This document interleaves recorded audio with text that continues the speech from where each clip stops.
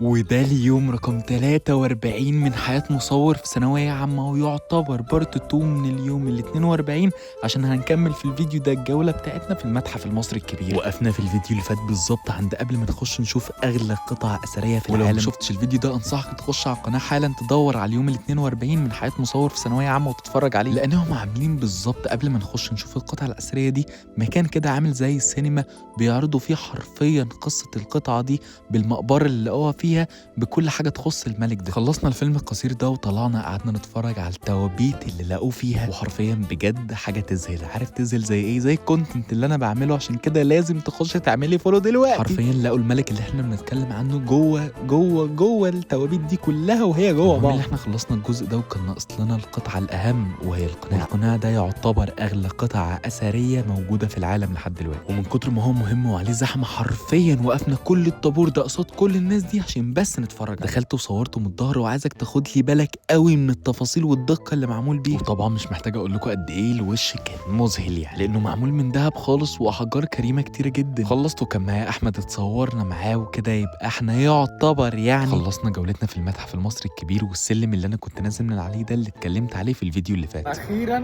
خلصنا الجوله بتاعت المتحف.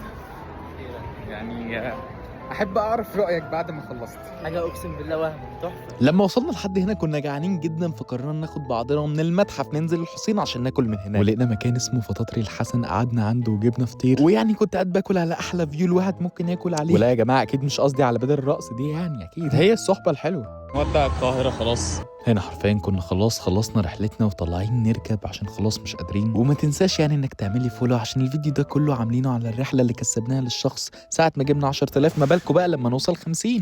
يا جماعه سهله جدا والله مش صعب. المهم اللي احنا سيبنا القاهره وبدانا نتحرك وعدينا كمان بوابه القاهره، واخيرا كنا وصلنا اسكندريه. بس كده يعتبر اليوم خلص، وطبعا ما ذاكرناش يعني ما كانش في وقت، بس ده مش مبرر لي يخليك ما تعمليش فولو.